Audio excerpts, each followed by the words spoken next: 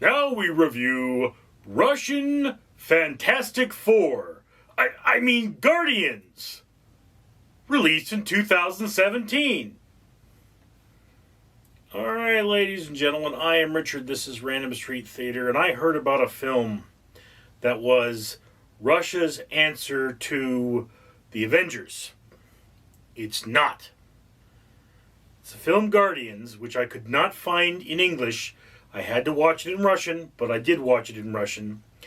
And it is Russia's answer to the Fantastic Four, which is essentially a bad knockoff of a bad movie. So before I get into that, let me remind you that for every 1,000 subscribers I get, I do purchase one of these bracelets from the company 4Ocean. 4Ocean pulls a pound of trash out of the ocean every time I do that. If you'd be so kind as to comment, like, and subscribe, you'll be doing that, doing your part for a better world. Now, the Russians, apparently during the Cold War, were in the business of making superheroes.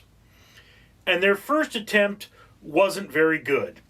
It essentially is if Magneto and Palpatine from Star Wars got together and had a baby.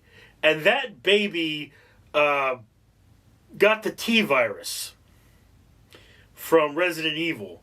So you've got an ugly lightning-shooting electrokinetic that can make things run without drivers.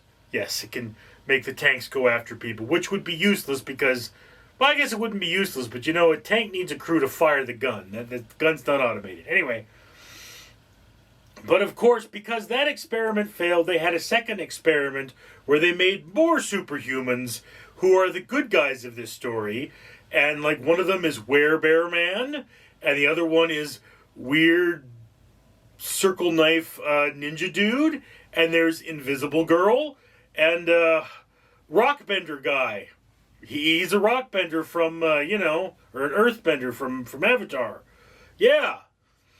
So Magneto Palpatine is just like pissed off because of reasons, and he's going to take over the world or destroy it or something. And the not so fantastic Russian Four have got to save the day. And they are, of course, part of an organization led up by this, hot Russian chick with a hammer and sickle stuck right up her rear end, so she never bends over and can't sit down. So that is this movie. And this movie has spectacularly bad CGI. I mean, we're talking, these characters look like they stepped out of a cartoon, bad CGI. And I mean, I guess I would know this better if it was in English, but it's like, why is Invisible Girl a diver, an Olympic diver? Like, what's the point of that? How does her superpower make her a better Olympic diver? I don't get it. And why does the ninja guy need these two swords that make a circle when he brings them together? He never fights like that. He uses them as regular swords. So they could just be scimitars or, regular straight swords. There's just no point to it. All right. Now, Werebear, of course, is as absolutely Russian as Werebear can be. Like, there is nothing more Russian than a man who turns into a bear but is still a Russian. Because there are very hairy Russians out there. I mean, it's Russia. They thank God for their beards because they keep in the heat. That's Russia for you. It is very werebeary out there. There are practically people in Russia who should basically be considered werebears. I'm told that the four people in this represents different ethnicities of Russian. I don't know enough about Russia to know what different ethnicities of Russia there are in there. But Russia conquered a lot of places, so there are a lot of people who speak Russian nowadays. Yes.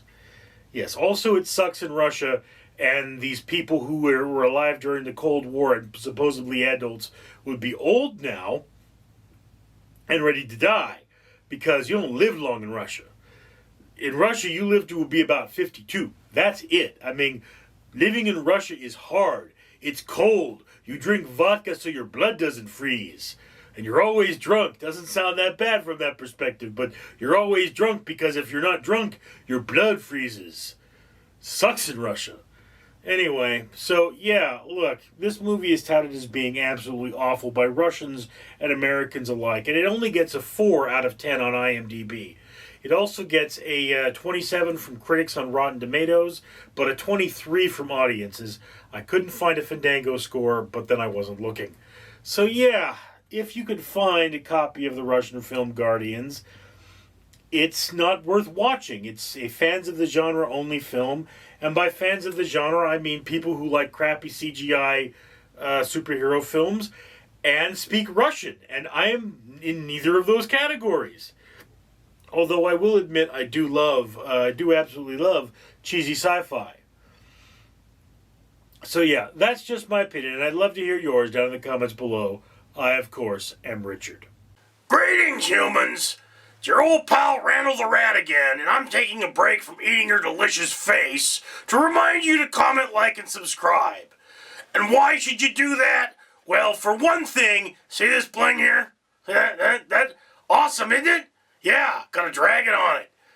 This is what you get if you go to the Conqueror and start the Great Wall of China Challenge. Yeah. Walk long enough, bike long enough, you can plant 5 trees and get this awesome necklace, which the owner of this channel, Richard, has done for you, because he wanted to plant 5 trees and get an awesome necklace. And for every 1,000 subscribers he gets, he also buys a bracelet from 4Ocean, and they pull a pound of trash out of the ocean. So the more money he has, the more of these challenges he buys from the Conqueror, and the more trees he plants for you. So if you comment, you like and subscribe, you can buy more bracelets, pull more trash out of the ocean, and plant more trees. Isn't that awesome? Shouldn't you be doing that then? Be smart. Click that like button, or I'll eat you. Might eat you anyway. You look delicious.